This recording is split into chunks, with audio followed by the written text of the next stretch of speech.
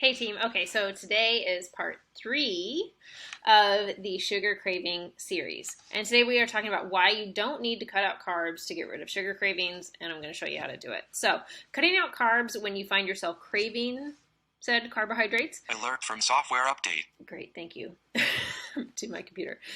Is one strategy, but I don't think it's the best one. Instead, I like to focus on balancing our meals and just shifting our focus. So instead of thinking about, okay, like don't eat brownies, don't eat brownies, don't eat brownies, what am I spending all my time thinking about? Brownies. Don't do that. So instead, let's focus on what we can eat and just shift the portions of things. So your diet that you're shifting to versus what you're used to eating still looks similar, but we're just changing a couple factors. So this would look like I would be focusing on balancing each individual meal. Talked about this a little bit in the previous video. So adding more protein as long as you're, step one, have protein at every single meal. Step two, add more protein if that is a relatively small portion. Increase it a little bit. 3 to 6 ounces per meal, totally fine. Adding lots of colorful plants in there as well. Add different textures, different varieties of food. This makes your meals that much more interesting. And add some fats. If you've been eating fairly low fat food, make sure that you have some fats for flavor. And again, it makes your meals much more enjoyable, and it helps balance your blood sugar. Protein and fat are the two things that help balance your blood sugar the most when you're consuming food. So some examples of this, because again, it doesn't have to be chicken, broccoli, and rice. That's an option. You can add a cool sauce to it, but there's other options there. So ground turkey with some taco seasoning, some roasted veggies in there, maybe a really good dressing that you like. But we just shift the portions. So maybe we'll have more vegetables and a smaller amount of rice and add some avocado on top. That's a pretty balanced meal. We're just not going to have a huge bowl of just rice and like 3 things of broccoli, right? So just shift the portions of that. This could be steak. We could have baked green beans, some potatoes, and then a side salad. But maybe that side salad starts to get bigger and bigger and the potatoes get a little bit smaller again. So you're getting a little bit of everything, but we're not going to eat an entire potato with that meal. That's probably going to put you to sleep.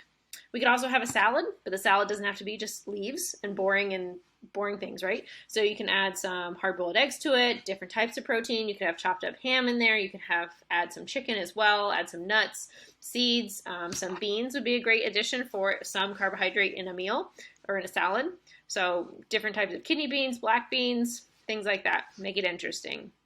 So if we cut carbs completely out, and especially if you're coming from eating a lot of carbs to not eating any carbs, you're going to feel very tired. You're going to feel fatigued. Your workouts are going to suck. You're not going to have any energy to exercise. Those cravings are probably going to get a little bit better or a little bit worse initially. And then you're probably going to have a little bit more anxiety. Because again, if you tell me not to think about brownies, all I'm going to think about is having brownies when you say I can't have brownies. So don't do that to yourself. So instead, shift the focus a little bit. And your body will shift over to be more efficient at burning fat for fuel, but that's going to take some time. So again, just shift the portions and sizes of things, and that's probably going to lead to a lot more success. Let's see, what else can we do? So you can also change the frequency of starchy carbohydrates. So again, a lot of the carbs, when we think of carbs, are carbs with no breaks, or foods with no breaks. So a lot of people are going to think potato chips, fries, waffles, pancakes, candy, sweets, cake, dessert, anything like that. Those types of foods don't have protein. They have some fat usually, but they're not going to have a lot of breaks. They're going to be very stimulating for your brain. So you're like, sugar, carbs, energy, salt, tastes great. So they're really hard to slow down when you're eating, and you eat them very fast, very quickly. And so what tells you you are full when you're eating meals like that is usually that your stomach is stretched and you're physically full.